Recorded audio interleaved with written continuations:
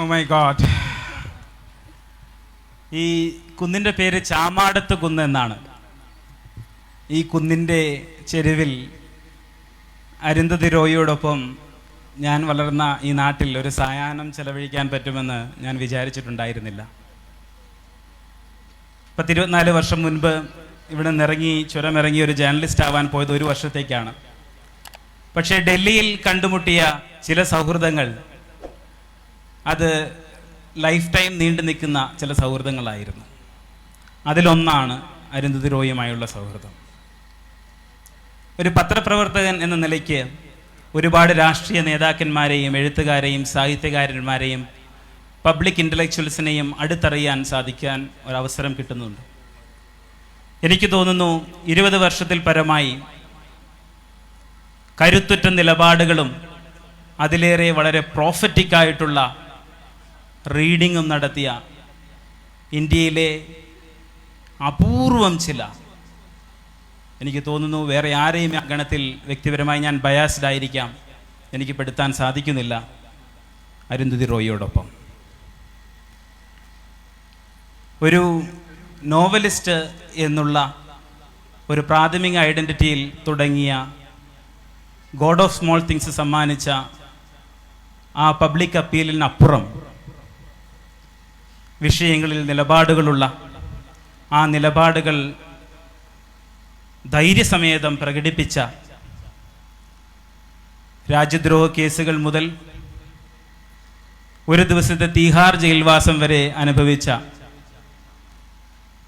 എന്തിനും ഏതിനും അനീതിക്കെതിരെ പോരാടുന്നതിൽ മുൻപിൽ നിൽക്കുന്ന അരുന്ധതി റോയ്.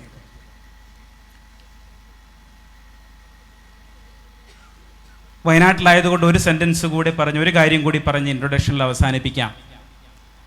പണ്ട് 2005 ഇവിടെ നിന്ന് കർഷക ആത്മഹത്യ ചെയ്ത വിധവകളായ ഒരുപാട് അമ്മമാരെയും കൂട്ടി ഒരു കർഷക പ്രതിഷേധവുമായി ഡൽഹിയിൽ വന്നു. 45ഓളം പേരുണ്ടായിരുന്നു. റോഡ് സൈഡിലായിരുന്നു അവരുടെ താമസം.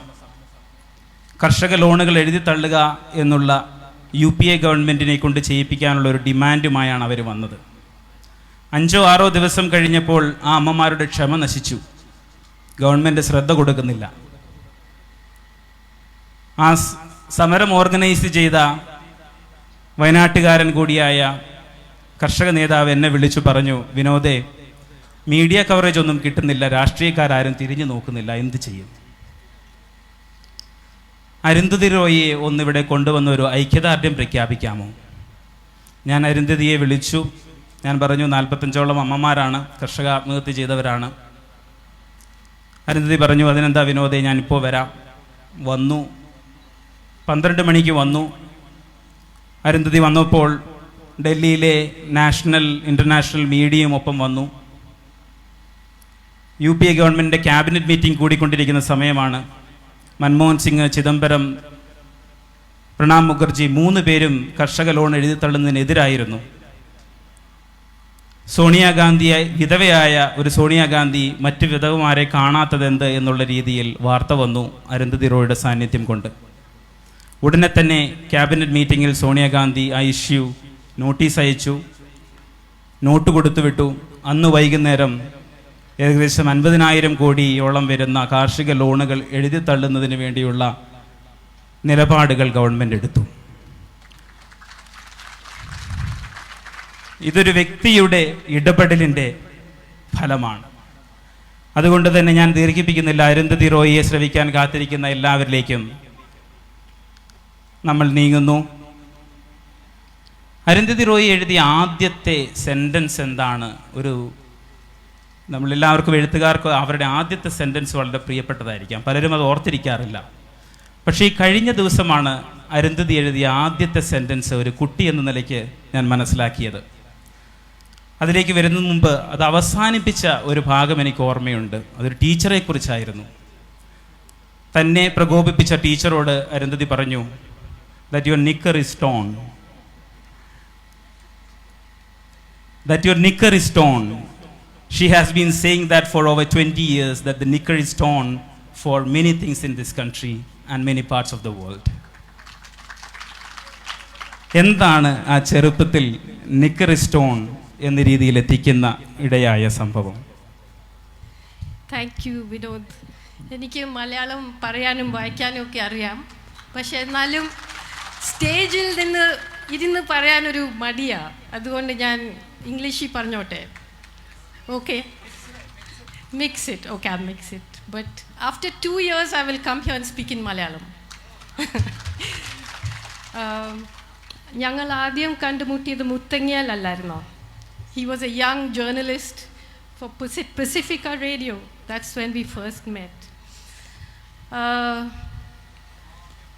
My mother passed away quite recently, and Vinod had come for her memorial, and that's where he learned the story of my first sentence. എൻ്റെ അമ്മയും അച്ഛനും ഡിവോഴ്സ് ആയിട്ട് അമ്മ ഊട്ടിയിൽ താമസിക്കുമായിരുന്നു. പൈസ ഒന്നും ഇല്ലായിരുന്നു. അപ്പോൾ എനിക്ക് തോന്നി എനിക്ക് 4-5 വയസ്സായിരുന്നു. അപ്പം ഒരു മിഷണറി ടീച്ചർ ഉണ്ടായിരുന്നു, miss mitten. And she was teaching me arithmetic, maths. 5 plus 7, I could count them on my fingers. Sorry, 5 plus 2 equals 7. 5 plus 5 equals 10. Then she gave me a trick question. How much is 5 plus 7?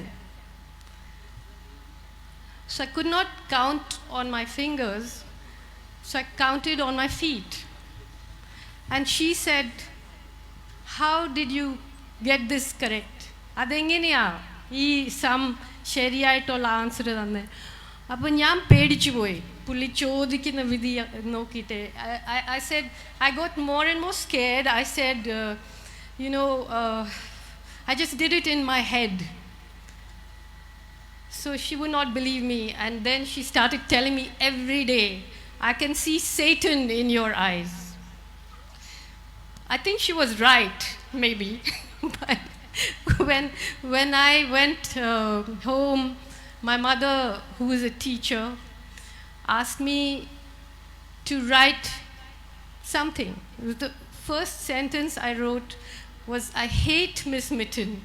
Whenever I see her, I see rags, and I think that her knickers are torn.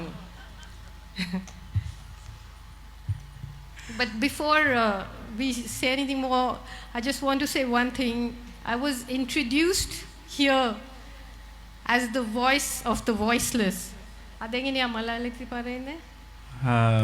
ശബ്ദമില്ലാത്തവന്റെ ശബ്ദം. See, I don't like this phrase at all. And if you Google, you will find that one of the most quoted sentences of mine is, there is no such thing as the voiceless. There is only the deliberately suppressed or the preferably unheard. So I don't like this at all. So from that childhood in Kottayam, this is, I would imagine, is in Kottayam. Imanam. And then you went to Ooty, then life took you to the northeast. It's the opposite. The other way. Yeah. Totally the opposite. I was born in Shillong. My mother's from Kottayam, and my father was a Bengali who used to work on the tea estates in Shillong, in Assam. So I was born in Shillong, and then when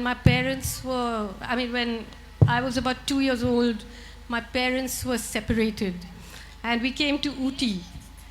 And then that was where this Miss Mitten business happened. And then we came to Kerala.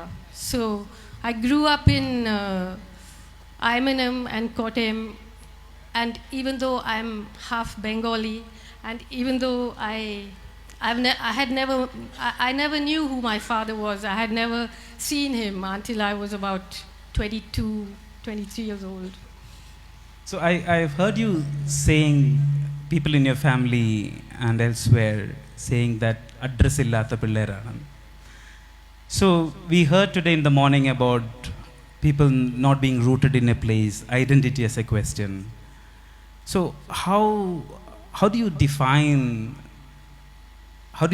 your life in the context of what you have seen and what you have, the positions that you have taken? See, I think അത് നേരായിരുന്നു.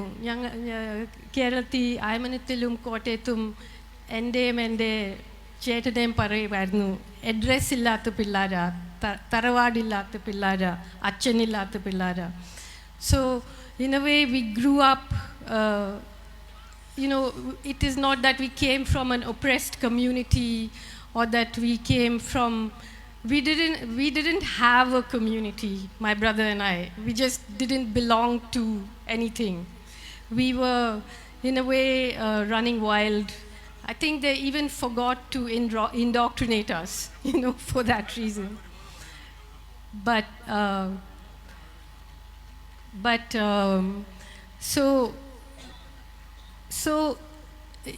just the other day, I was talking to a journalist who had come to speak to me about India from the New York Times. And I asked him, but how do you feel that you can write about India? Like, do you know India? And he was talking, like white people talk about the chaos and the anarchy. I said, that is only in the traffic. Otherwise, it is a society that lives in an iron grid of caste and identity. So those of us there are some people who don't fit into that grid, and I'm one of those people. So I think from the time one was very young, when I spoke at my mother's memorial, I said that, my mother, I think many of you know, she was a teacher. She founded a school, and she challenged the Syrian Christian inheritance law, which said that a woman can inherit 5,000 rupees or whichever is less. And her school is a remarkable place, especially for girls. But the experience of me and my brother, I think my mother is one of the most extraordinary women I've ever known. And one of the reasons for that is because she was not a great mother, and I sort of admired that, now. Like, I had to undaughter myself to really admire her wildness, But that wildness involved quite a lot of harm to me. So I left home when I was 17 years old. I never went back. I ran away. I put myself through college. But at my mother's memorial, I said that, when she used to hurt me, when she used to hit me, when she used to abuse me, I became a writer when I was 5 years old, because I understood that pain of hers came from somewhere else. It came from her father, it came from her husband, it came from her brother, it came from this town where she was trying to start a school. And when you understand something from somebody else's point of view, that's what makes you a writer or a novelist. Even though today the culture is to say that is impossible, but if we stop trying to understand other people, if we stop trying to empathize with other people, we will lose the fundamental business of literature. So you had your adulthood again outside Kerala, but your novel is the first work, major work, is situated in Kerala. And you've been living mostly in Delhi. What do you prefer, Kerala or Delhi? Vinod Jose, I never thought you would ask such a silly question. But see, I actually, I have to say that I love Kerala. Although when I go to Kottayam, I also remember the fact that, at a time when I was vulnerable, at a time when my mother was vulnerable, at a time when we hadn't got any money. There was this very entitled Syrian Christian community that only talked about who is related to who and whose estate is where and who has how much money. And so for me, it's difficult to forget that, you know. And I, as a child growing up, always was plotting my escape. How am I going to get out of this place, you know? How am I going to not get caught up in this? So while I love it, I also fear it, you know.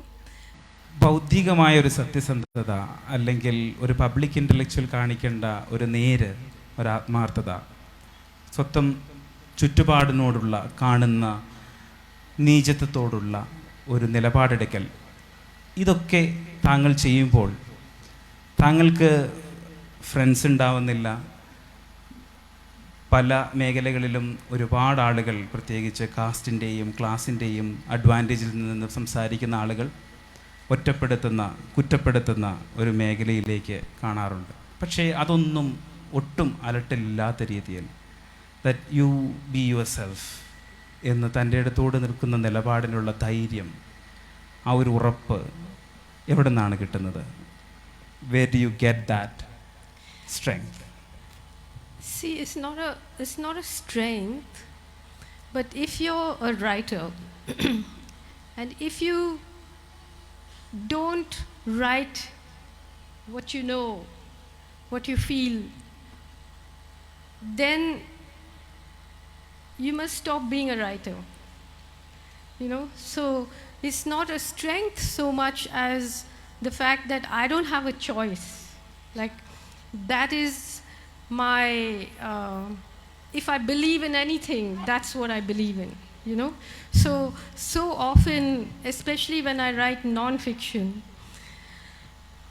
something happens and I try to tell myself, just shut up, Roy, don't write, don't say anything, keep quiet, you're going to get into trouble, let somebody else do it, you know. And then there's this kind of storm that sets up in your blood, and you can't sit down, you can't eat, you have to write it. And it's almost like you know, it's a storm inside you. You can't not do it. It's actually that one doesn't have a choice. A lot of my non-fiction is a series of broken promises to myself. I say, don't write, don't write, don't write, and then I write, you know. So it's about keeping the writing self alive, you know. So if you start suppressing yourself, that writing self will die. I mean, today we are living our session is called Things That Can and Cannot Be Said. Increasingly, there are more things that cannot be said that can be said today. But we have to remember that writers lived through Stalinism, writers lived through the Stasi, you know, writers lived through the Crusade. People kept doing what they do. And so if you can't say something straight, then you have to say something sideways, but you have to find ways of saying it. And it's not that I don't have friends. I have a lot of friends, you know, and I have a lot of fun, because I'm not a person, especially as a woman, I'm not a person who believes that I must suffer and I must be good and I must be a great human being. No, I don't believe that. I believe I must have learned from my mother, just live every full spectrum, you know, live it. I'm not one for voluntary suffering and voluntary righteousness and voluntary piousness. I'm not interested. I want to, you know, I want to live my life to its fullest, and that doesn't involve having fake family values and fake friends and fake, ideologies. It involves experimenting with my writer self. And whoever wants to stand with me, you're welcome. And whoever doesn't, goodbye.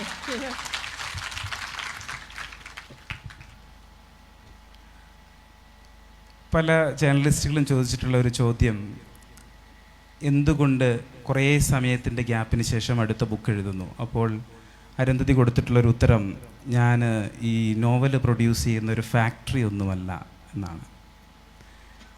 കേരളത്തിൽ പലപ്പോഴും അല്ലെങ്കിൽ പല സംസ്കാരത്തിലും എഴുത്തുകാർ നേരിടുന്ന ഒരു pressure ഒരുപാട് എഴുതണം എന്നുള്ളതാണ്. ഒരുപാട് എഴുതുക വേഴ്സസ് കുറച്ചെഴുതുക, അത് നന്നായി എഴുതുക എന്നുള്ള ഒരു ചിന്തയാണോ? അതോ എന്താണ് എഴുത്തിനെ സംബന്ധിച്ചിടത്തോളം, ഈ എസ്പെഷ്യലി ഫിക്ഷനെ സംബന്ധിച്ചിടത്തോളം എങ്ങനെയാണ് ഒരു ഫിക്ഷൻ പുറത്തു വരുന്നത്? I think that depends on what kind of a fiction writer you are, I think there was a moment when, after The God of Small Things, in fact, somebody was recently circulating a video of the moment of the Booker Prize. And I saw it and I was quite shocked at my own behavior, because on the stage, literally, they asked me, when are you going to write your next book? And I said, well, I won't be writing a next book just because I won a prize. I don't write for those reasons or something like this. But I think there was a fear of, commodification, of suddenly becoming some person that's being used for a whole lot of reasons that you can't control. So after I think 97, The God of Small Things came out, and 98, the nuclear tests happened. And as soon as The God of Small Things and the Booker Prize happened, and I was on the cover of every magazine, and I was supposed to be the sort of new India, and then came the nuclear tests, and I was horrified. And there was that moment where I realized that keeping quiet is as political as speaking out, because if I keep quiet, I'm on their side. So I wrote my first political essay, The End of Imagination, against the nuclear tests. And I was kicked off this fairy princess pedestal and fell into a world of understanding, walking, listening, because I think one of the greatest problems intellectuals, celebrities, journalists, all of us face is we lost the art of listening, just talking all the time. So I spent a lot of time just walking through the valleys and resistances and trying to understand what is this place we live in, what are the big forces at play, what are the little forces at play. And truth be told,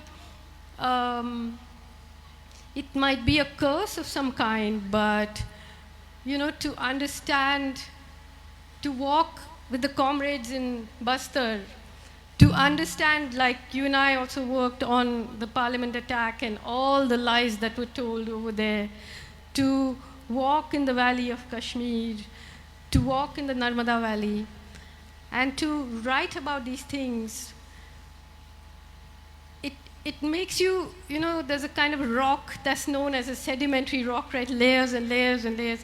And only once those layers are formed into something which you can't write directly comes the next book of fiction, for me. God of Small തിങ്സിൻ്റെ ടൈറ്റിലിനെ അധികരിച്ച് പലപ്പോഴും മലയാളത്തിൽ ഞാൻ കണ്ടിട്ടുള്ള അരുന്ധതിയെക്കുറിച്ച് പറയുമ്പോഴുന്ന ഒരു ടൈറ്റിലാണ് ചെറിയ കാര്യങ്ങളുടെ തമ്പുരാട്ടി, മറ്റു പലതിൻ്റെയും തമ്പുരാട്ടി, ഇങ്ങനെയുള്ളൊരു ടൈറ്റിൽ ക്ലീഷേഡായി മാറിയിട്ടുള്ള ലേസിനെസ്. പക്ഷേ ഞാൻ ശ്രദ്ധിച്ചിട്ടുള്ളത്, ചെറിയ കാര്യങ്ങൾ എന്ന് നമ്മൾ പലപ്പോഴും കരുതുന്ന പലതിലും വലിയൊരു പൊളിറ്റിക്കൽ ഒരു പേഴ്സ്പെക്റ്റീവിൽ നോക്കിക്കാണാൻ കൂടി പറ്റുന്ന ഒരാളാണ് അരുന്ധതി. കോട്ടയം എന്ന് പറയുന്ന ഒരു സ്ഥലത്തെക്കുറിച്ച്, ജില്ലയെക്കുറിച്ച് അരുന്ധതി വേറൊരു കോണ്ടെക്സ്റ്റിൽ അരുന്ധതിയുടെ ബ്രദർ ആ സ്കൂൾ നടത്തുന്ന അതിൻ്റെ അധിപനാണ് അരുന്ധതിയുടെ അമ്മയ്ക്ക് ശേഷം. ആ സ്കൂളിൽ നിന്ന് പ്രൈം മിനിസ്റ്റർമാരും വലിയ വലിയ ആളുകളും ഉണ്ടാവണം എന്ന് ചേട്ടൻ പറഞ്ഞപ്പോൾ അരുന്ധതി പറഞ്ഞു അതുണ്ടായിക്കൊള്ളട്ടെ, പക്ഷേ ഒപ്പം ചെറിയ ചെറിയ കാര്യങ്ങൾ ചെയ്യുന്നവരുടെ വലിയ സംഭാവനകളും ആ കോട്ടയം ജില്ലയ്ക്ക് കിട്ടിയിട്ടുണ്ട്. ഇന്ത്യയിലെ ആദ്യത്തെ സാക്ഷരത വരുന്നു, സമ്പൂർണ്ണ സാക്ഷരതാ ജില്ലയായി മാറിയിരുന്നു. ക്ലീൻലിനെസ്സിൻ്റെയും മറ്റ് പല കാര്യങ്ങളിലെയും ഇൻകം ഡിസ്പാരിറ്റി പല കാര്യങ്ങളിലും ആ ജില്ല മുൻപിൽ നിൽക്കുന്നു. അതേപോലെ വയനാട് പോലത്തെ ഒരു സ്ഥലം, വടക്കേ ഇന്ത്യയിൽ തന്നെ പല ചെറിയ ചെറിയ സ്ഥലങ്ങളോടും ഒരുപാട് അടുപ്പം മാനസികമായി തോന്നിയതുപോലെ എനിക്ക് തോന്നിയിട്ടുണ്ട്. ചേഞ്ച് എന്ന് പറയുന്നതൊരു തലസ്ഥാന നഗരിയിൽ നിന്ന് വരുന്നതാവണമെന്നില്ല, തലസ്ഥാന നഗരിയിലേക്ക് പോകുന്നതുമാവാം. അല്ലെങ്കിൽ ചേഞ്ച് നമ്മളിൽ തന്നെയാവാം, ചേഞ്ച് നമ്മളായിരിക്കുന്ന ഓരോ സാഹചര്യത്തിലും വരുത്താം. ഇതിനകത്ത് എന്തെങ്കിലും ഒരു പൊളിറ്റിക്കൽ ഫിലോസഫി അടങ്ങിയിട്ടുണ്ടോ ഈ ചിന്തയിൽ അല്ലെങ്കിൽ ഈ ഒരു പേഴ്സ്പെക്റ്റീവിൽ? Well, it's not a political philosophy, but I think, you know, one of the things that happens when I write non-fiction is that you bring the eye of the fiction writer, the eye of detail to something political, you know. So if you look at something without that philosophy actually, but if you look at what has happened to resistance movements in India, change alle parayunnu Vinod. But in the 1960s, when you had whether it was the Naxalite movement or whatever the revolutionary movements of the time, they were revolutionary. What were they asking for? They were asking for justice. They were asking for redistribution of wealth. They were saying land to the tiller. They were saying all those things. They were talking about revolution. They were crushed. By the 80s and 90s, radical resistance became what was happening in the Narmada Valley. What were they asking for? Just anti-displacement. ഞങ്ങളുടെ കയ്യിൽ ഉള്ളത് എടുത്തുകൊണ്ട് പോവരുതേ. Revolution is gone, redistribution of wealth is gone, only resettlement or no anti-displacement, isn't it? That was crushed. The big movement, the greatest movement perhaps in terms of just non-displacement of Adivasi community in Narmada Valley finished. Then you come to the late 90s, 2000s, because of the new economic policies, corporatization, crony capital, what are the radical people demanding? NREGA. Just 3 months minimum wages. Can you just give us that? Oh, that's too much. How can you be asking for this? And then it comes down to citizenship. Can we be known as even that is in question now. So we are like a plane flying backwards and thinking that we are flying forward just in terms of the revolutionary imagination, you know. And everybody's imagination has been taken over by a system which controls us while we think it is setting us free, which is all of us being spied on and made into data points by our own cell phones. I mean, the first time I said things that can and cannot be said was when I went to Moscow and met Edward Snowden, and he, prophetically said that everything is now in this net, you know. So while we celebrate our local cultures and tastes and textures, if we don't understand what's going on at the highest level, if we don't understand that, we are going to lose everything, you know?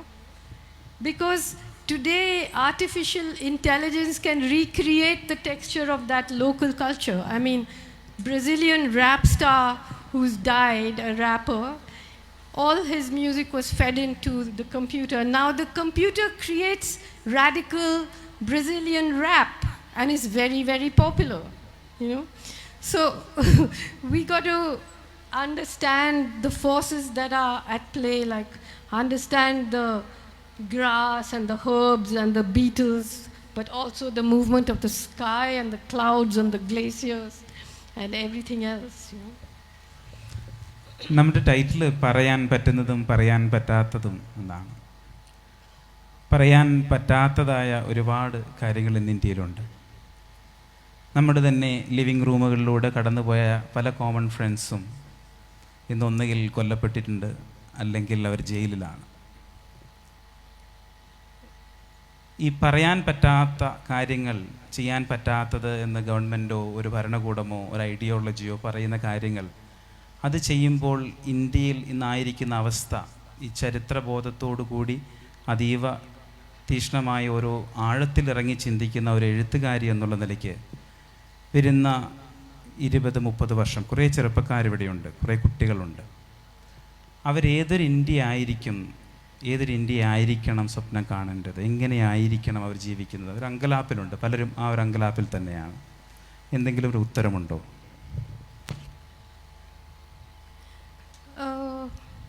I think that the main project of fascism is to flatten everything, you know. So the call of Hindustan, never mind that all of those are Persian words, but now it is to the cost of everything and everyone else, you know. So to buy into, I mean, basically,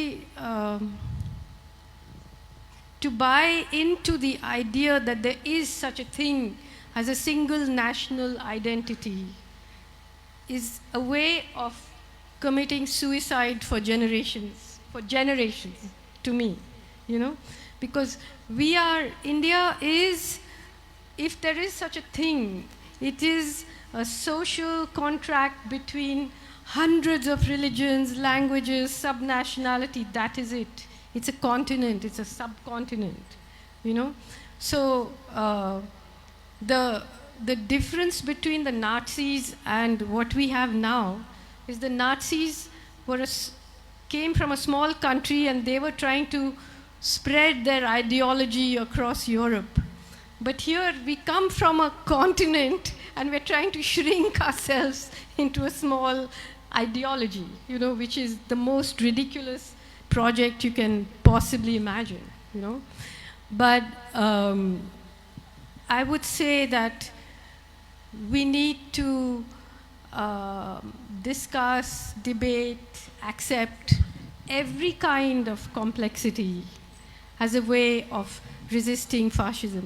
Because I mean, Vinod, you spend a lot of time in Delhi, but when I come to Kerala, even though I know that there is fear here also, there's also a bubble over here.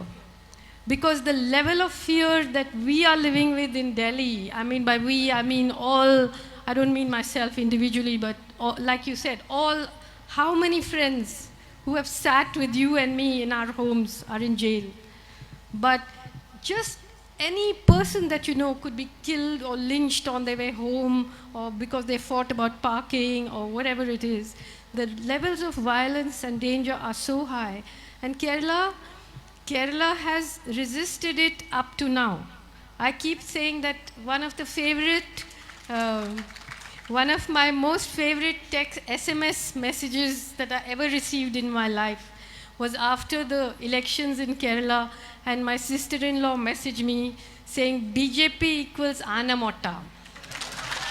You know? I was so proud of that, you know. But the point is that when they face this kind of resistance, they will try and break this place. They will try and break this place.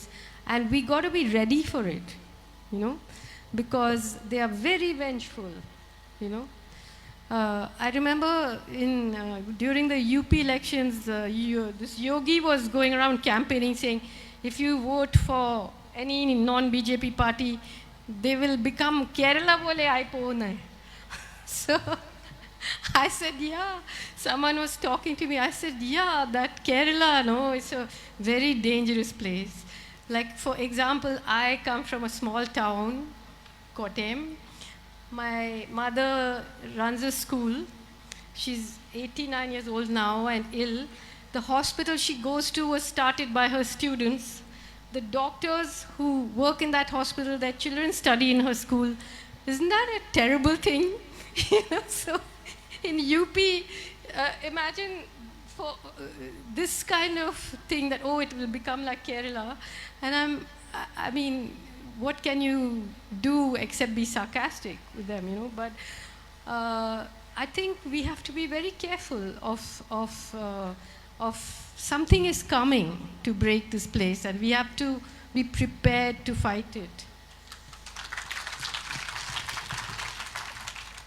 അരുന്ധതിയുടെ അവസാനത്തെ അടുത്തിടകിയ പുസ്തകങ്ങളിലൊന്നാണ് ആസാദി. അതിൻ്റെ Malayalam translation എൻ്റെ ഗുരുഭൂതൻ കൂടിയായ Joseph K ജോബാണ് നിർവഹിച്ചിട്ടുള്ളത്. അതിൻ്റെ except വായിച്ച് നമുക്ക് conversation തുടരാം. Joseph സാറിനെ വേദിയിലേക്ക് ക്ഷണിക്കുന്നു.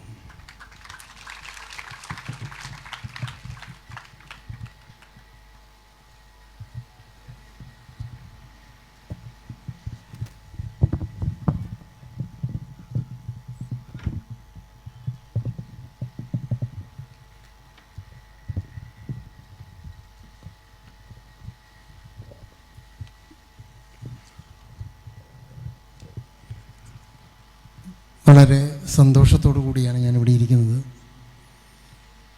ഞാൻ പഠിപ്പിച്ച വിദ്യാർത്ഥിയായ വിനോദ് കെ ജോസ്, ഞാൻ ഏറ്റവും കൂടുതൽ വിവർത്തനം ചെയ്തിട്ടുള്ള അരുന്ധതി റോയിയെ മുന്നിലിരുത്തി സംസാരിക്കുന്ന സമയത്ത് അതിൻ്റെ ഇടയിൽ ഇരിക്കാനുള്ള ഒരവസരമാണ് എനിക്ക് ലഭിച്ചിരിക്കുന്നത്. രണ്ട് ധീരരും സാഹസികരുമായ മനുഷ്യരാണ് ഇവരെന്ന് എനിക്കറിയാം. ഞാനത്ര സാഹസികനോ ധീരനോ അല്ല. വിനോദ് തന്നെ സാധാരണ പറയാറുണ്ട്, പത്രപ്രവർത്തനം വളരെ ആപൽക്കരമായ ഒരു കാര്യമാണ് എന്ന്. അതുപോലെ തന്നെ സാഹിത്യവും രാഷ്ട്രീയ ചിന്തകളും ഒക്കെ തന്നെ ആപൽക്കരമായിരിക്കുന്ന ഒരു സാഹചര്യത്തിലൂടെയാണ് അരുന്ധതി റോയ് എന്ന എഴുത്തുകാരി കടന്നു പോകുന്നത്. അരുന്ധതി റോയിയുടെ ഒട്ടേറെ ലേഖനങ്ങൾ വിവർത്തനം ചെയ്യാൻ എനിക്ക് ഭാഗ്യമുണ്ടായിട്ടുണ്ട്. DC ബുക്സ് ആവശ്യപ്പെട്ട സമയത്താണ് അതെല്ലാം ചെയ്തത്. അതെല്ലാം ചേർത്ത് ആസാദി എന്ന പേരിൽ മലയാളത്തിലൊരു പുസ്തകം അവർ തന്നെ ഇറക്കിയപ്പോൾ അത് ഇത്രമേൽ ചർച്ച ചെയ്യപ്പെടുമെന്ന് ഞാനും വിചാരിച്ചിരുന്നില്ല. മലയാളത്തിൻ്റെ അടിസ്ഥാനത്തിൽ ഇത്രമേൽ ചർച്ച ചെയ്യപ്പെടുമെന്ന് ഞാൻ വിചാരിച്ചിരുന്നില്ല. ഏതായാലും എൻ്റെ ഉത്തരവാദിത്വം ഈ ആസാദി എന്ന പുസ്തകത്തിൽ നിന്നുള്ള കുറച്ച് വരികൾ അല്ലെങ്കിൽ കുറച്ച് ഭാഗങ്ങൾ വായിക്കുക എന്നുള്ളത് തന്നെയാണ്. You can follow Malayalam. How rain falls on tormented cities. In what language? In what language rain falls on tormented cities. പീഡിത നഗരങ്ങളിൽ മഴ പെയ്യുന്നത് ഏതു ഭാഷയിൽ എന്നതാണ് ആദ്യത്തെ ലേഖനം, ആസാദിയിലെ ആദ്യത്തെ ലേഖനം. അതിലിപ്പോൾ ഇവിടെ പറഞ്ഞ കാര്യങ്ങൾ ചിലത് വന്നിട്ടുള്ളത് കൊണ്ട് അവിടെ തുടങ്ങാമെന്ന് വിചാരിക്കുന്നു. എൻ്റെ അമ്മ കേരളത്തിൽ നിന്നുള്ള ഒരു സുറിയാനി ക്രിസ്ത്യാനിയാണ്. അച്ഛൻ ബംഗാളി. ഇരുവരും കൽക്കത്തയിൽ വെച്ച് കണ്ടുമുട്ടി. വിവാഹിതനാകുന്ന കാലത്ത് അച്ഛൻ ആസാമിലെ ഒരു തേയില തോട്ടത്തിൽ അസിസ്റ്റൻ്റ് മാനേജറായിരുന്നു. അച്ഛനും അമ്മയ്ക്കും പൊതുഭാഷ ഇംഗ്ലീഷായിരുന്നു. ഞാൻ പലപ്പോഴും ആലോചിച്ചിട്ടുണ്ട് അരുന്ധതി റോയുടെ ഭാഷ എന്താണ് എന്നത്. ഷില്ലോങ്ങിലെ വെൽഷ് മിഷൻ ആശുപത്രിയിലാണ് ഞാൻ പിറന്നു വീഴുന്നത്. അന്ന് ഷില്ലോങ് അസമിലായിരുന്നു. ഇന്നത് മേഘാലയയുടെ തലസ്ഥാനം. ഖാസി വിഭാഗക്കാരാണ് ഷില്ലോങ്ങിലെ ഗോത്രവർഗക്കാരിൽ പ്രധാനപ്പെട്ടവർ. എൻ്റെ ജീവിതത്തിലെ ആദ്യ 2 വർഷങ്ങൾ അസാമിലായിരുന്നു. ഞാൻ ജനിക്കുന്നതിന് മുൻപ് എൻ്റെ മാതാപിതാക്കൾ തമ്മിലുള്ള ബന്ധം അപരിഹാര്യമാം വിധം വഷളായിരുന്നു. അവർ വഴക്കിടുമ്പോഴൊക്കെ എന്നെ നോക്കാൻ വേണ്ടി തോട്ടം തൊഴിലാളികളുടെ വീടുകളിൽ കൊണ്ടുവിടും. അവിടെ നിന്നാണ് ഞാൻ എൻ്റെ 1ാം ഭാഷ ആർജിക്കുന്നത്. ഹിന്ദിയുടെ ഒരു വകഭേദമാണ് എന്നാണ് അമ്മ പറഞ്ഞു തന്നത്. തോട്ടം തൊഴിലാളികളുടെ ഭാഷ. ഇന്ത്യയിൽ എക്കാലത്തും കൊടിയ ചൂഷണത്തിന് വിധേയമായിട്ടുള്ളവരാണ് തോട്ടം തൊഴിലാളികൾ. അന്നും ഇന്നും അതുതന്നെ അവരുടെ സ്ഥിതി. ഇന്ത്യയുടെ പൂർവ്വഭാഗത്തും മധ്യഭാഗത്തുമുള്ള പ്രദേശങ്ങളിലെ ഗോത്രജനതയുടെ പിന്മുറക്കാരായിരുന്നു ഈ തോട്ടം തൊഴിലാളികൾ. അവരുടെ ഭാഷ കാലങ്ങൾ കൊണ്ട് ശിഥിലമാവുകയും ക്ഷയിച്ച് ഒരു തോട്ടം ഭാഷ എന്ന നിലയിൽ പരിമിതപ്പെടുകയും ചെയ്തു. ബഗാനിയ എന്ന് സ്വഭാഷയെപ്പറ്റി അവർ പരാമർശിക്കുമ്പോഴും അതിന് തോട്ടം ഭാഷയെന്ന് മാത്രമേ വിവക്ഷയുണ്ടായിരുന്നുള്ളൂ. ഹിന്ദിയും അസമീസ് ഭാഷയും ഒരു തോട്ടം ഭാഷയിൽ കൂടിക്കലർന്നിട്ടുണ്ട്. ഞാൻ ആദ്യമായി സംസാരിച്ചു തുടങ്ങിയത് ബഗാനിയ ഭാഷയിലാണ്. മാതൃഭാഷ ബഗാനിയാണ് എന്നാണ് ഈ പുസ്തകത്തിൽ അരുന്ധതി റോയ് പറയുന്നത്. ജീവിതവുമായി ബന്ധപ്പെട്ട 1-2 കാര്യങ്ങൾ കൂടി അതിൽ വരുന്നത് കൊണ്ട് ഹൈദരാബാദിലെ ഒരു കോളേജിൽ അടുത്തൊരു സാഹിത്യത്തിൻ്റെ ഭാഷ എന്ന മറ്റൊരു ലേഖനത്തിൽ പറയുന്ന കാര്യങ്ങൾ ശ്രദ്ധിക്കാം. ഹൈദരാബാദിലെ ഒരു കോളേജിലെ സെമിനാർ ഹാളിൽ 100 വിദ്യാർത്ഥികളുടെ മുന്നിൽ ഒരു നാൾ ഞാൻ ഇരിക്കുകയാണ്. വലതുഭാഗത്ത് സർവകലാശാലയുടെ വൈസ് ചാൻസലർ ഇരിക്കുന്നു. ഇടതുഭാഗത്ത് ഒരു സാഹിത്യ പ്രൊഫസറും. നിങ്ങളുടെ ഫിക്ഷനുകളെ കുറിച്ചൊന്നും ഇവിടെ സംസാരിക്കരുത്, രാഷ്ട്രീയ രചനകളിൽ തന്നെ ഊന്നൽ കൊടുക്കണം. വൈസ് ചാൻസലർ എൻ്റെ ചെവിയിൽ മന്ത്രിച്ചു. നിങ്ങൾ എപ്പോഴാണ് ഇനി സാഹിത്യത്തിലേക്ക് മടങ്ങി വരിക? നിങ്ങളുടെ തട്ടകം, നിങ്ങളുടെ ശരിക്കുള്ള തട്ടകം സാഹിത്യമാണ്, അപ്പുറത്തിരിക്കുന്ന സാഹിത്യ അധ്യാപകൻ പറയുന്നു. മറ്റെല്ലാ എഴുത്തുകളും ക്ഷണികമാണ്, അവയ്ക്കൊന്നിനും അധികം ആയുസ്സുണ്ടാവില്ല, അദ്ദേഹം കൂട്ടിച്ചേർത്തു. ഫിക്ഷനും നോൺ ഫിക്ഷനും കൂടി എൻ്റെ ഉള്ളിൽ കിടന്ന് ഒന്നിനുമേൽ ഒന്നായി ആധിപത്യമുറപ്പിക്കാൻ പോരടിക്കുകയാണെന്ന് ഒന്നും എനിക്ക് തോന്നിയിട്ടില്ല. രണ്ടും ഒരുപോലെ അല്ല എന്നത് തീർച്ചയാണ്. പക്ഷേ രണ്ടിനെയും വ്യത്യസ്ത കള്ളികളിൽ പെടുത്തുന്നത് വിചാരിക്കുന്നത്ര എളുപ്പമല്ല. യാഥാർത്ഥ്യവും കൽപ്പനയും വിരുദ്ധ കോടിയിൽ നിൽക്കുന്നതല്ല. ഒന്ന് മറ്റൊന്നിനേക്കാൾ സത്യസന്ധമാണെന്നോ യഥാർത്ഥമാണെന്നോ കരുതേണ്ടതില്ല. എൻ്റെ കാര്യത്തിൽ എന്തെങ്കിലും ഒന്ന് കൂടുതൽ വായിക്കപ്പെട്ടുവെന്നോ കരുതേണ്ടതില്ല. പക്ഷേ ഒന്ന് പറയാം, രണ്ടും എഴുതുമ്പോഴുള്ള വ്യത്യാസം എനിക്ക് എൻ്റെ ശരീരത്തിൽ തന്നെ തിരിച്ചറിയാൻ കഴിയുന്നുണ്ട്. 2 പ്രൊഫസർമാരുടെ ഇടയിലിരുന്നപ്പോൾ അവർ പറഞ്ഞ വിരുദ്ധമായ ഉപദേശങ്ങൾ എനിക്ക് രസകരമായി തോന്നി. ചിരിച്ചുകൊണ്ട് ഞാൻ അവിടെ ഇരുന്നു. ജോൺ ബർഗർ ആദ്യമായി എനിക്കയച്ച ഒരു കുറിപ്പിലെ വരികൾ ഞാൻ ഓർത്തെടുത്തു. വർഷങ്ങളായി എൻ്റെ മനസ്സിൽ ഹീറോ ആയി നിലനിൽക്കുന്ന എഴുത്തുകാരൻ സ്വന്തം കൈപ്പടയിൽ എഴുതിയ കുറിപ്പ്. ഫിക്ഷനും നോൺ ഫിക്ഷനും അരുന്ധതിക്ക് 2 കാലുകൾ പോലെയാണ്. അത് ലോകം മുഴുവൻ അരുന്ധതിയോടൊപ്പം നടക്കും. എനിക്ക് വേണ്ടത് അദ്ദേഹത്തിൻ്റെ വാക്കുകളിൽ ഉണ്ടായിരുന്നു.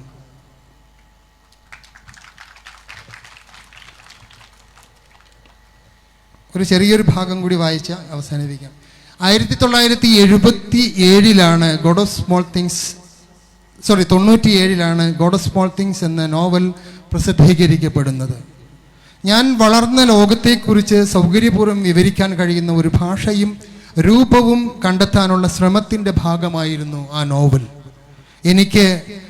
എനിക്കും എന്നെ സ്നേഹിക്കുന്നവർക്കും കേരളത്തെക്കുറിച്ച് യാതൊന്നും അറിവില്ലാത്തവർക്കും വേണ്ടി രചിച്ചതാണ് ആ കൃതി. ഞാൻ ആർക്കിടെക്ചർ പഠിച്ചിട്ടുണ്ട്, തിരക്കഥകൾ രചിച്ചിട്ടുണ്ട്. എനിക്കൊരു നോവൽ എഴുതണമെന്ന് തോന്നി. നോവൽ മാത്രമായ ഒരു നോവൽ, സിനിമയോ പ്രകടന പത്രികയോ സാമൂഹ്യ ശാസ്ത്ര ഗ്രന്ഥമോ ആയിത്തീരാൻ ഉദ്ദേശിച്ചിട്ടില്ലാത്ത ഒരു നോവൽ. മാജിക്കൽ റിയലിസത്തിൻ്റെ ഒരു സൃഷ്ടിയായി ചില യൂറോപ്യൻ നിരൂപകർ ഈ നോവലിനെ വിശേഷിപ്പിക്കുമ്പോൾ ഞാൻ ശരിക്കും ആശ്ചര്യപ്പെട്ടു പോയി. അതെങ്ങനെ സാധ്യമാകും? അയ്മനത്തെ കുന്നിൻപുറത്തുള്ള ആ പഴയ വീട്, ഞാൻ വളർന്ന സ്ഥലം, വല്യമ്മയുടെ അച്ചാർ ഫാക്ടറി, ചില അച്ചാറ് കുപ്പികളും ലേബലുകളും ഞാൻ ഇപ്പോഴും സൂക്ഷിച്ചു വെച്ചിട്ടുണ്ട് എന്ന് ബ്രാക്കറ്റിൽ, മീനച്ചിലാറ്, എല്ലാം നേരിൽ കണ്ട യാഥാർത്ഥ്യങ്ങൾ മാത്രം.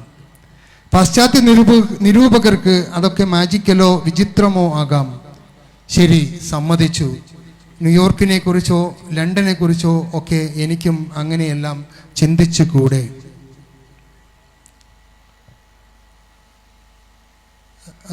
മഹാമാരി എന്ന കവാടം, അതായത് പാൻഡമിക് ഇസ് എ പോർട്ടൽ എന്നതിൻ്റെ ആദ്യ ഭാഗം, അത് ഒരുപക്ഷെ യൂട്യൂബിലും ഒക്കെ ആയിട്ട് പലരും കേട്ടിട്ടുള്ളതാണ്. അതിൻ്റെ ഒരു മലയാളം എന്താണ് എന്നത് വായിക്കാൻ വേണ്ടി മാത്രമാണ് ഞാനിവിടെ ശ്രമിക്കുന്നത്. തെല്ലൊരു സങ്കോചത്തോടെയല്ലാതെ വൈറലായി എന്ന് ഇനി ആർക്കാണ് പ്രയോഗിക്കാൻ കഴിയുക?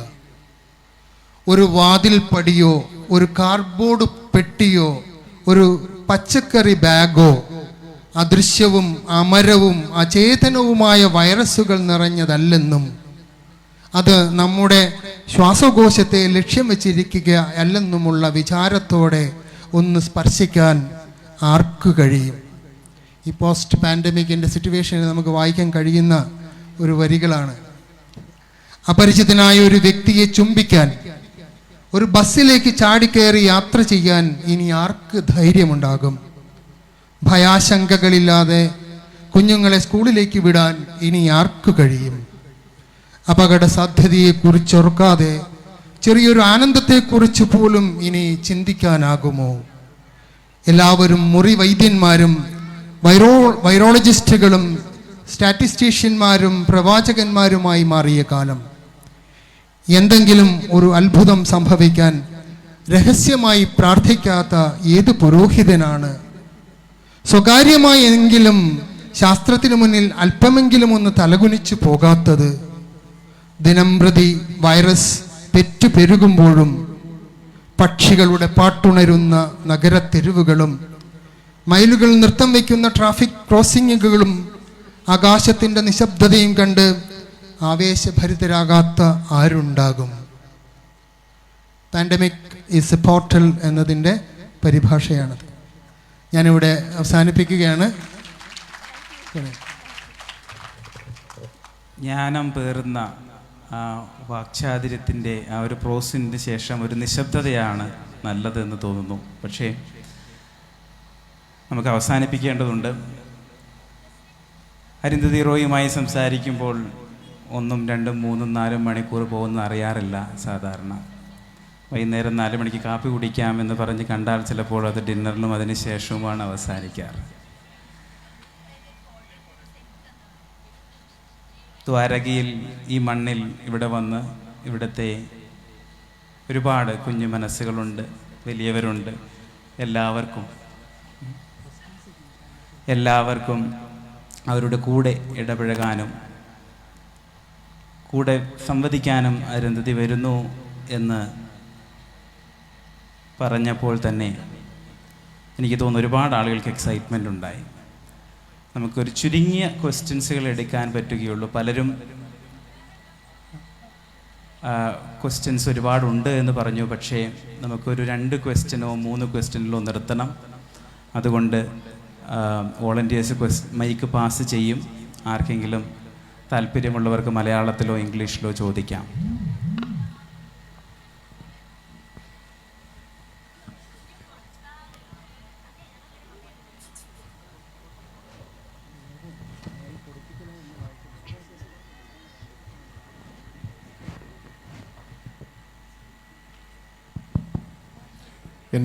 ഞാനൊരു സാഹിത്യ വിദ്യാർത്ഥി കൂടിയാണ്. എൻ്റെ ഒരു ചോദ്യം എന്ന് പറഞ്ഞാൽ, സാഹിത്യകാരന്മാർ വരാനിരിക്കുന്ന കാലങ്ങളെപ്പറ്റി വ്യക്തമായി പ്രവചിക്കുന്നവരാണ്. ഈ കാലഘട്ടത്തിലെ പ്രവാചകന്മാരെന്ന് തന്നെ എനിക്കതിനെ സാക്ഷിക്കുവാൻ സാധിക്കും, സാഹിത്യകൃതികളെ മുൻനിർത്തിക്കൊണ്ട്. വരാനിരിക്കുന്ന ഫാസിസത്തെപ്പറ്റി താങ്കൾ വ്യക്തമായി ലേഖനങ്ങളിലും മറ്റും ശക്തമായി പ്രവചിക്കുന്നുണ്ട്. പക്ഷേ എൻ്റെ ഒരു സംശയം ഞാൻ ചോദിക്കുകയാണ്, നമ്മുടെ ഇന്ത്യൻ മാധ്യമ സമൂഹം ഇതിനെതിരെ ശക്തമായി പ്രതികരിക്കുന്നുണ്ടോ, അല്ലെങ്കിൽ പ്രതികരിക്കാൻ ഭയക്കുന്നുണ്ടോ? അതിനെപ്പറ്റി അങ്ങയുടെ ഒരു അഭിപ്രായം അറിഞ്ഞാൽ കൊള്ളാം. മീഡിയ അല്ല, ഫാഷിസമിൻ്റെ ഒരു ആർമിയാണ് ഇപ്പം നമ്മുടെ main stream media.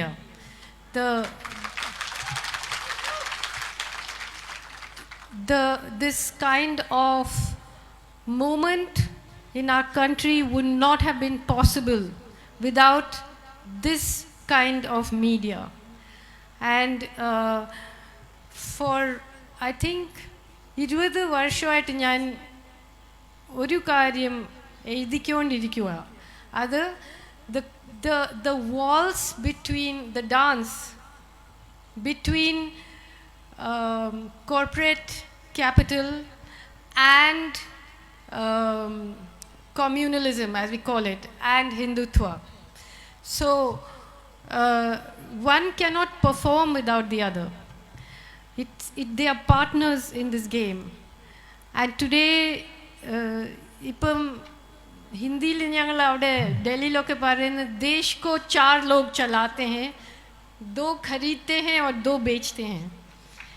You know, meaning that രാജ്യം നടത്തുന്നത് 4 പേരാണ്. 2 പേര് വിൽക്കുന്നു, 2 പേര് വാങ്ങിക്കുന്നു. അപ്പോൾ ഇപ്പം നമുക്കറിയാമല്ലോ, the corporatization of the media started in the 1990s. So now the complete grip over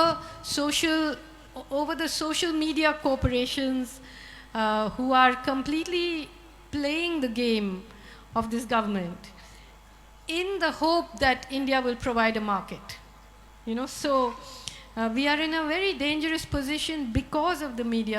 We cannot look to the media to help us out of it. We have to look for an alternative media. ഒരു ബദൽ മാധ്യമത്തിൻ്റെ ആവശ്യം, അതിനെക്കുറിച്ചാണ് സംസാരിച്ചത്.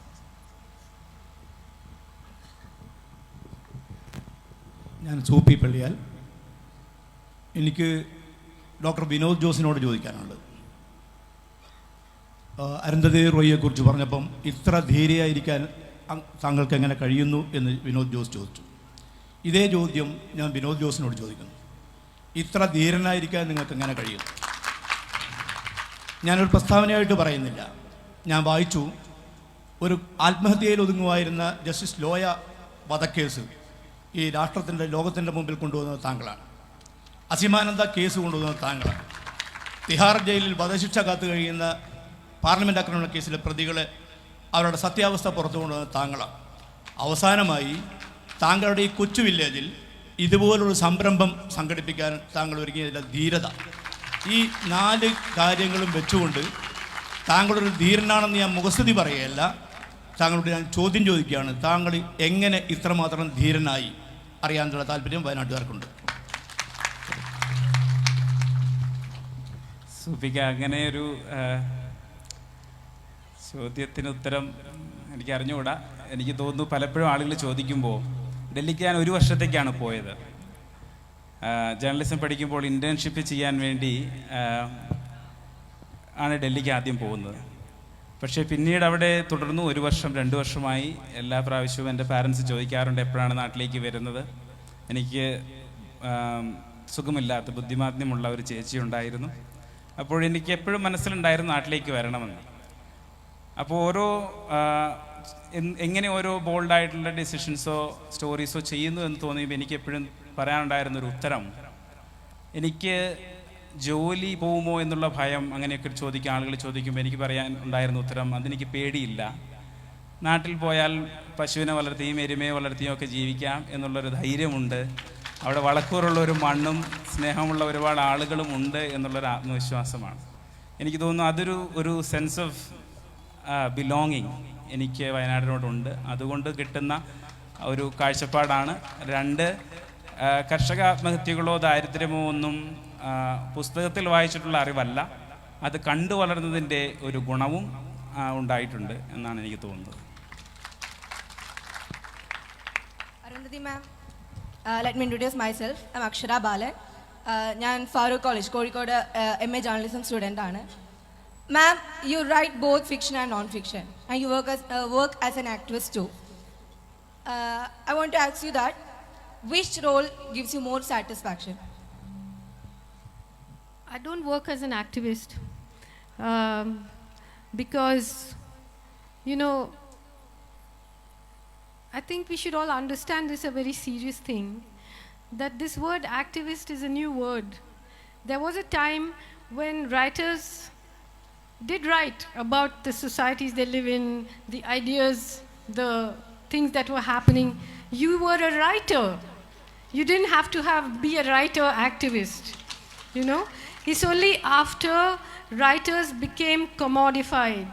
It's only after writers' place became on bestseller lists, at corporate literature festivals, when you became somebody who are supposed to write something to please people, to please your publishers, to sell. And then if you were not, I mean, I'm not saying my books don't sell, but I'm saying that was not my primary aim. But you don't have to be an activist to write the things I write. You know, it's very important to understand. There's a essay in one of my collections of essays about this. It's like, I keep saying, when people call me a writer activist, I feel as if they're calling me a sofa bed. I'm just a sofa or a bed, but I'm not a sofa bed. And I think, you know, I think we read about the difference between writing fiction and non-fiction. For me, you know, one of the things is that nothing is a choice. Neither the stories I tell nor the non-fiction that I write. I feel that it's not that writers choose the stories, but the stories choose the writers, you know. So it doesn't matter what I'm more comfortable with or not comfortable with. This is what I do, you know. എനിക്ക് തോന്നുന്നു ഇതോടുകൂടി നമുക്ക് ഈ session അവസാനിപ്പിക്കാം. Okay. Stephen Thomas Chalakkara.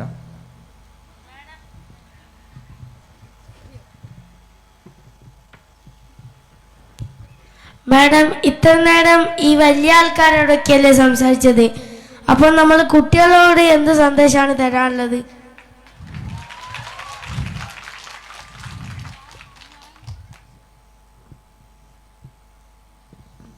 നിങ്ങളൊക്കെ വലിയ ആൾക്കാരല്ലേ?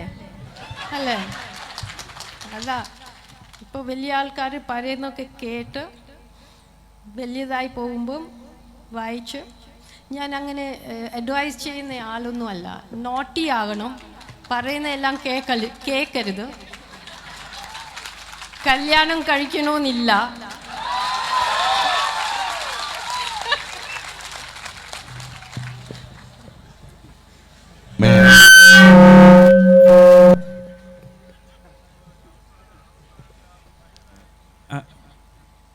Last question, yes. Yes, very last question. Kelkamo. This was a fabulous evening. Thank you, both of you. Question ഇതാണ്, നമ്മൾ ഫാസിസം, നാസിസം ഇങ്ങനെയുള്ള പഴയ വാക്കുകൾ, ക്ലീഷേഡ് വാക്കുകൾ വീണ്ടും വീണ്ടും ആവർത്തിക്കുന്നുണ്ട്. പക്ഷേ താലിബാനിസം അതൊരു പ്രസൻറ്റ് റിയാലിറ്റിയാണ്. അഫ്ഗാനിസ്ഥാനിൽ പെൺകുട്ടികൾ പഠിക്കാൻ പറ്റുന്നില്ല. ഹിജാബിൻ്റെ പ്രശ്നം പറയുന്നിടത്ത് അവരെ തൂക്കിക്കൊല്ലുന്നു. ഇങ്ങനെയുള്ള കാര്യങ്ങളെക്കുറിച്ച് ബോധപൂർവമായ, മനഃപൂർവമായ മൗനം എഴുത്തുകാരും മാധ്യമങ്ങളും പുലർത്തുന്നുണ്ട് എന്ന ഒരു സാധാരണക്കാരനായ എൻ്റെ പരാതിയാണ്. എന്തു പറയുന്നു മാം? അല്ല, മൗനമൊന്നുമില്ല. നിങ്ങൾ വായിച്ചില്ലെന്നേ ഉള്ളൂ കേട്ടോ. ഇവിടെ ഇവിടെ ഈ പ്രിന്റ് ചെയ്തിരിക്കുന്ന ഒരു ലെക്ചറാണ് the Stuart Hall memorial lecture. അത് വയറിൽ വായിക്കാൻ കിട്ടും നിങ്ങൾക്ക്. അതിൽ താലിബാനെയും പറ്റിയും ഇറാനിലെ പ്രൊട്ടസ്റ്റിനെയും പറ്റിയും അതൊക്കെ എഴുതി വെച്ചിട്ടുണ്ട് ഇവിടെ. But I would like to end it with a small reading about fascism.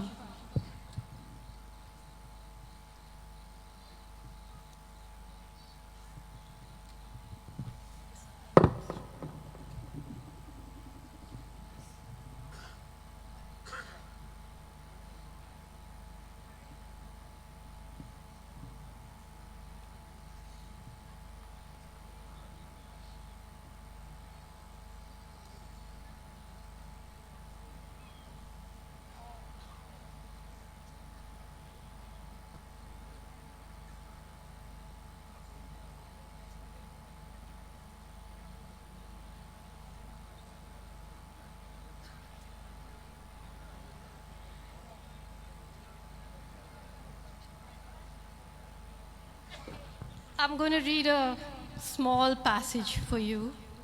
It's from an essay called The Graveyard Talks Back.